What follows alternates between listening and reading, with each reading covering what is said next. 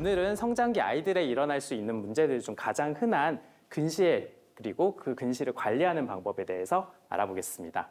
근시는 이제 가까운 것은 잘 보이지만 멀리 있는 것이 좀 흐리게 보이는 시력 상태를 말합니다. 사진에 보시다시피 물체에서 시작된 빛이 눈 안의 신경층인 망막에 정확하게 맺혀야 또렷하게 잘 보이게 되는데 성장기에 눈이 앞뒤로 과도하게 길어질 경우에 상이 망막 앞에 맺히면서 근시가 생기게 됩니다. 이렇게 근시가 진행하게 되면 시력이 떨어지게 되고 안경이나 렌즈 같은 걸로 교정을 하게 됩니다. 근시는 눈이 커지는 성장기 아이들에서 생각보다 되게 흔하게 나타나는데요. 옆에 그래프를 보시면 2024년도에서 2025년에 학생들을 대상으로 검사한 결과입니다. 이 자료에 따르면 초등학교 1학년 아이들 중 약 31%, 다시 말해서 10명 중 3명이 이미 근시를 가지고 있는 것으로 나타났고요. 고등학교 1학년의 경우 75%가 안경을 쓸 만큼 근시의 유병률이 굉장히 높아졌습니다.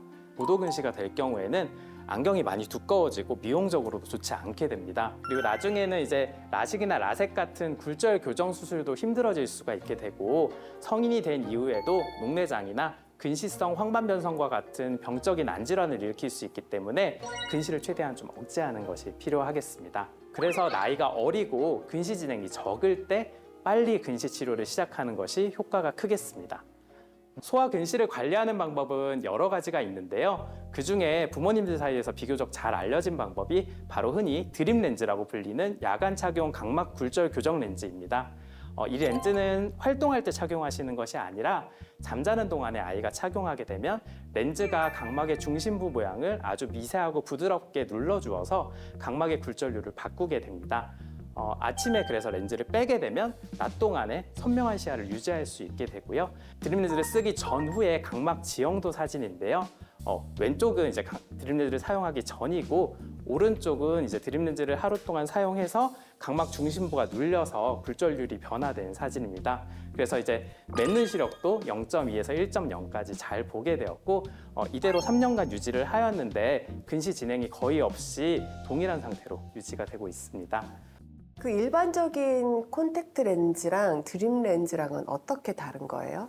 일반적인 콘택트 렌즈는 이제 활동할 때 주로 낮 동안 착용하고 이제 다 쓰면 이제 빼게 되는데 반면 드립 렌즈 같은 경우에는 잠 자는 동안에만 착용을 하고 밤 사이에 각막을 모양을 조절을 해줘서 아침에 렌즈를 제거한 후에도 하루 정도는 안경이나 렌즈 없이도 잘 보이게 도와주는 방식입니다. 두 번째 치료를 설명드릴 건데요. 이제 드립 렌즈와 함께 아니면 그 안약만으로 사용하는 경우가 있습니다. 저농도 아트로핀 안약을 치료로 사용하고 있는데요. 아트로핀이라는 물질은 원래 조절을 마비시키고 동공을 확대시켜서 눈 안에 염증이 있을 때 사용하던 약입니다. 이 점안액을 장기간 사용하던 아이들에서 근시 진행이 적다는 사실이 알려지면서 성장기 아이들의 근시 치료에 널리 사용되고 있습니다. 제가 영유아 검진을 많이 하다 보니까 가장 크게 문제되는 건 역시 근시가 되겠고요. 그다음 문제되는 건 내사시, 외사시거든요. 근시는 대략 몇 세의 안과를 한번 가보면 좋을지, 내사시는 몇 세에 가면 좋을지, 외사시는 몇 세에 가면 좋을지 이번 기회에 한번 시원하게 알려주시면 좋을 것 같습니다. 내사시의 경우에는 시력 발달을 좀 떨어뜨릴 수가 있어서 증상이 있자마자 한번 오셔서 진료를 보시는 게 좋겠고 외사시 같은 경우에는 미용적으로 문제가 없으면 수술이 꼭 필요한 것까지는 아니긴 하기 때문에 그래서 외사시나 내사시도 그래도 초등학교 들어가기 전에 한번 꼭 보셔서 있는지 없는지를 한번 확인을 같이 해주시는 게 좋겠습니다. 아이들의 시력 성장기에는 환경이 굉장히 중요합니다. 하루 2시간 이상 야외 활동을 하면 근시 발생 자체가 20%에서 50% 정도 줄어들고 햇빛에 노출될 때 분비되는 도파민이 근시 진행 속도도 늦추는 역할을 한다고 알려져 있고요. 이와 반대로 디지털 기기와 같은 근거리 작업이 근시 진행을 증가시키고 하루 4시간 이상 근거리 작업을 할 경우 근시 진행이 약 20% 이상 증가한다는 보고도 있습니다. 현실적으로는 고학년이 될수록 근거리 작업을 완전히 피할 수가 없기 때문에 20분 정도 집중해서 책이나 태블릿을 본 이후에는 20초 정도는 먼 곳을 바라보는 그런 습관을 권유드리고 있습니다.